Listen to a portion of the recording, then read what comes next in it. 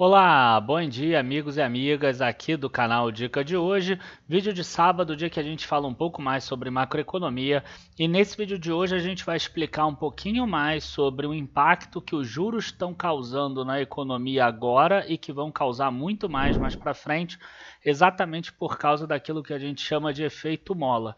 Uma coisa que eu já vinha falando lá no início do ano, escrevemos em relatório no final do ano passado, quando a gente viu aquela taxa caindo lá para 2%, que era muito perigosa, e agora a gente vai ter um período um pouco mais complicado e a gente vai mostrar por que isso, primeiro fisicamente, e depois a gente vai mostrar na parte econômica também. Se você gosta dos nossos vídeos, não deixe de curtir o vídeo, se inscrever no canal, avisar os amigos e acionar o sininho de notificação. Depois da vinheta a gente já começa.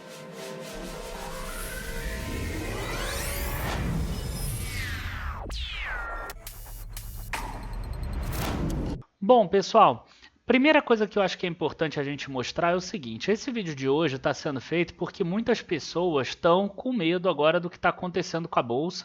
Cabe mencionar também que eu estou gravando esse vídeo com uma semana de antecedência, então estou gravando na sexta anterior ainda que vai o vídeo ao ar. Na semana que vem pode ser que a Bolsa dispare e ele não tenha mais nada a ver, tá? Mas vale a gente deixar essa ressalva aqui para vocês. Então, se a gente olhar aqui, por exemplo, o Ibovespa, a gente vai ver que ele caiu bastante aqui, né? Se a gente olhar, por exemplo, o IFIX, a gente vai ver que nesses últimos um mês, mais ou menos, ele também caiu muito. E isso tem a ver com a economia. A gente sabe que o Copom agora divulgou uma nova alta da Selic de 4,25 para 5,25, mas não é exatamente esse o problema. O problema são as perspectivas futuras. É a tendência da inflação. Por quê? Porque a próxima já vai para 6,25 e depois parece que já não tem topo mais, né? O que vai acontecer com a taxa de juros depois, sabendo que a inflação subiu e subiu bastante, né? Então, por exemplo, aqui, só para pegar um indicador, ó, o INCC, por exemplo, que é o Índice Nacional da Construção Civil, olha como é que ele está em 12 meses. Ó, em 12 meses, em julho de 2020, a informação aqui do Sinduscon, 3,95%. Para não falar todos aqui, ó, em dezembro já era 8,66%, em março 11,95% e agora julho 17,35%. Todos os meses aqui em alta e não parece que vai mudar isso. A primeira prévia, inclusive, do INCC já saiu 0,82 só nos primeiros 10 dias do mês de agosto aqui, para vocês verem como é alto. Quer dizer, os primeiros 10 dias do mês de agosto já bateu o mês de agosto inteiro do ano passado, então a tendência é que isso ainda continue. O IPCA está parecido, o IGPM também está parecido e não parece que vai arrefecer. E por que a gente está falando isso? Porque a gente já sabe como é que é, né? O que contrabalança a inflação? O que faz a inflação segurar? Aumentar a taxa de juros. E aí eu quero aproveitar para parar um pouquinho a parte econômica e entrar naquilo que é física, tá? E aí eu vou trazer para vocês a lei de Hooke. Muitos de vocês já devem ter estudado sobre Robert Hooke, quem fez faculdade de exatas aprendeu, e acredito que até mesmo na escola a gente aprende isso também.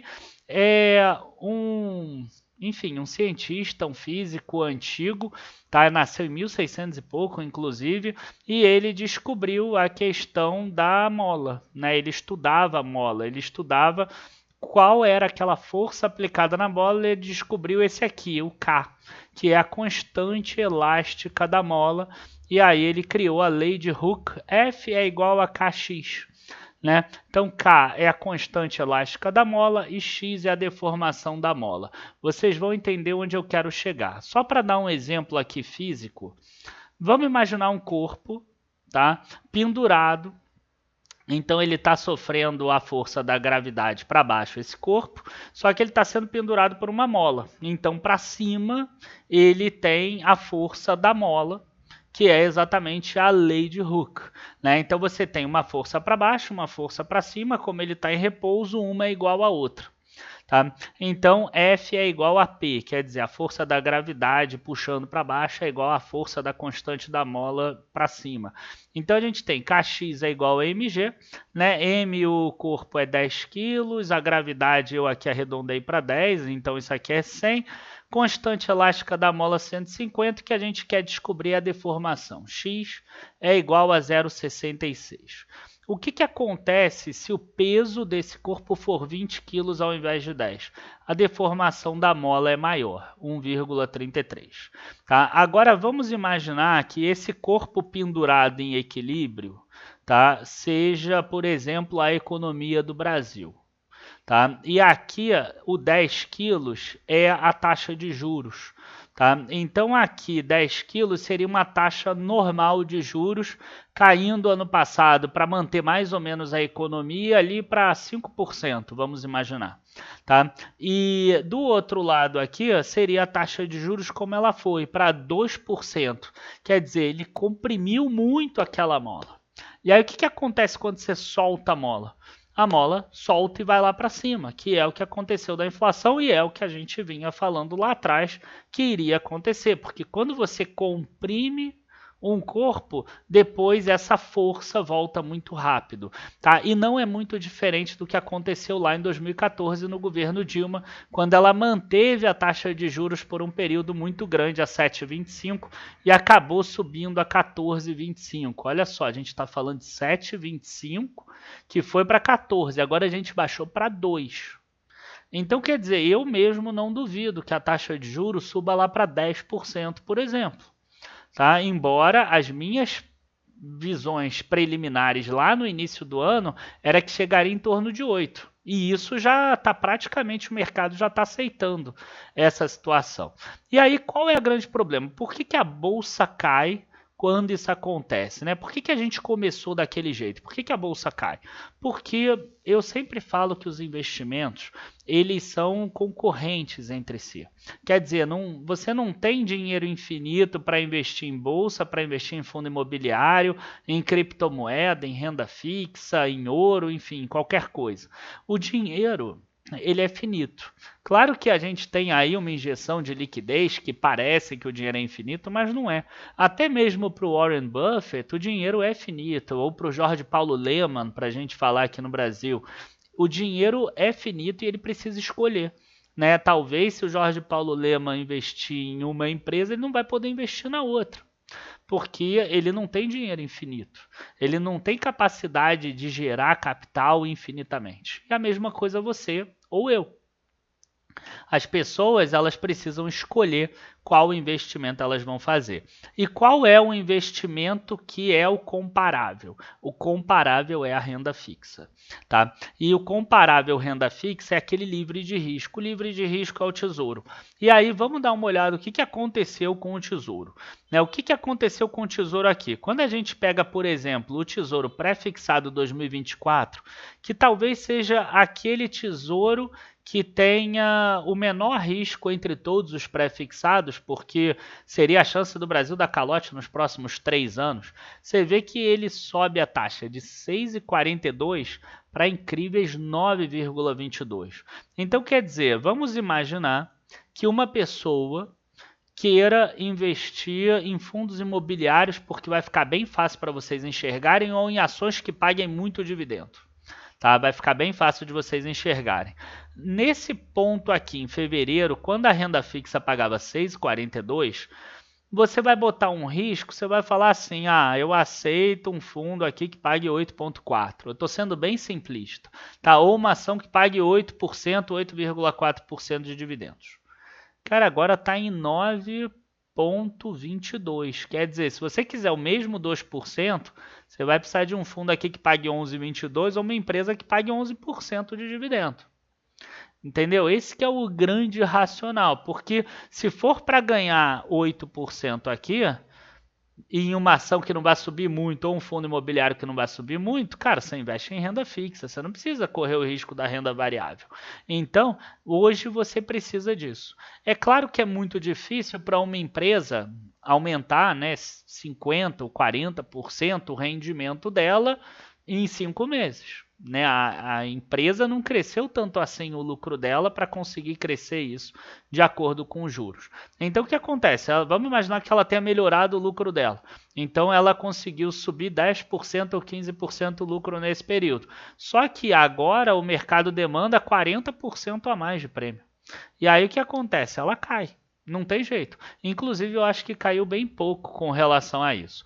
Um indicador que é até melhor do que esse é olhar o índice de inflação, né? Porque a gente costuma dizer, por exemplo, os contratos dos fundos imobiliários eles são corrigidos pela inflação, né, não para recebíveis, né, para tijolos. As empresas elas já vão crescer ao longo do tempo, quer dizer, a tarifa de energia elétrica, de saneamento e etc., que são as empresas que mais pagam dividendos, elas já têm uma correção natural de acordo com a inflação. Então, se a gente tiver uma situação como essa, valeria a pena talvez olhar esse indicador. E aqui eu já consigo pegar mais do que aqueles 5, 6 meses. A gente já pode pegar um ano. 13 de agosto de 2020, IPCA mais 2,30 no título público 2026. À medida que o tempo vai passando, essa taxa deveria diminuir, porque o risco de calote é menor. E a gente vê exatamente o oposto. IPCA mais 4,32. Então, essa alta aqui faz com que as empresas precisem pagar dividendos maiores, os fundos imobiliários precisem pagar rendimentos maiores, e para eles conseguirem isso sem ser com a própria, né, empresa gerando valor ou fundo imobiliário com aluguéis maiores, porque não subiu 40%, 50% o aluguel de um fundo imobiliário de um ano para o outro, o que vai acontecer? Tem que desvalorizar a cota. E volto a dizer, até que não caiu tanto, tá? Em termos de cálculo aqui, em termos de prêmio. Então, assim, os juros, eles são muito perversos nesse sentido, porque a gente vê empresas que estão divulgando resultados melhores, a gente fez aqui vídeos mostrando inclusive isso, né, que os resultados estavam melhores, a gente entrevistou, por exemplo, o gestor o Molica, por exemplo, que falou também sobre essa questão, que não adianta, a empresa pode continuar gerando resultados melhores. Se o juro aumentar muito rápido, o mercado é implacável, acaba que cai. Tá? Só tome cuidado com o seguinte, todos os períodos que tiveram bons retornos posteriormente foram precedidos de um período de uma queda. Tá? Não sei quando vai ser a inflexão, isso também não me importa.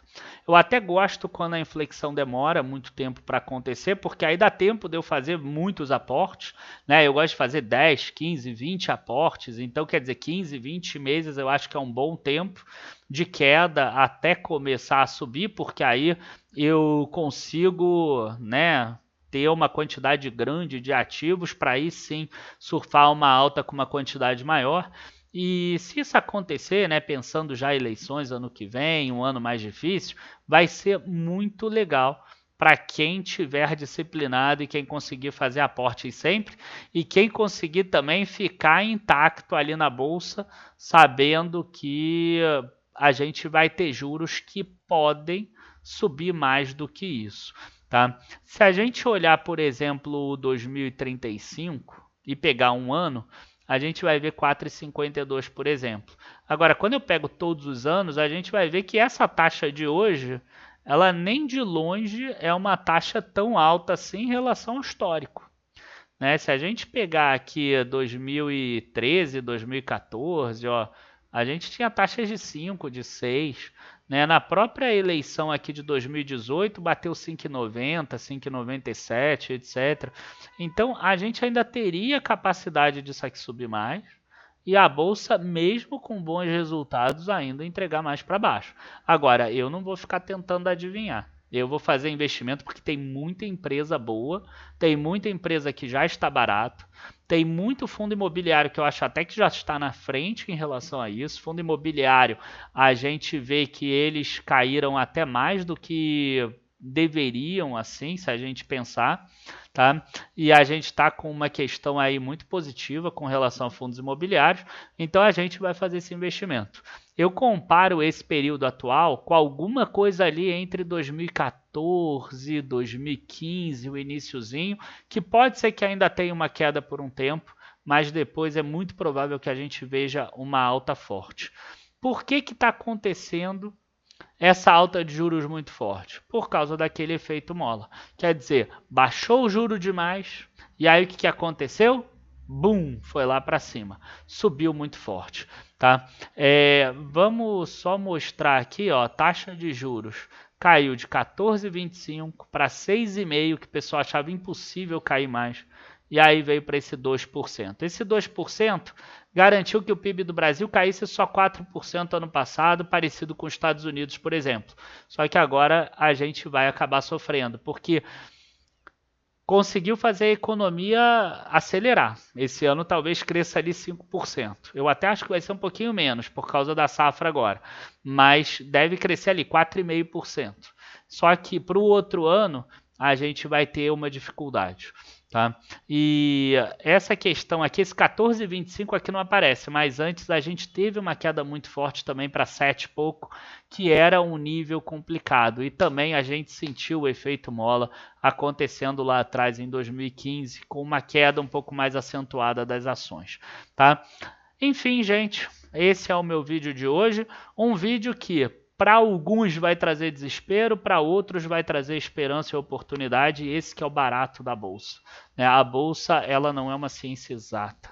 E eu adoro isso, porque isso é que traz oportunidade para a gente. Se todo mundo pensasse da mesma forma, a gente não teria oportunidade. O preço seguiria em uma linha reta, igual acontece com o Tesouro Selic. Abraços a todos, bons investimentos. Não deixe de nos acompanhar aqui nas nossas mídias sociais. E até a próxima. Tchau, tchau, pessoal.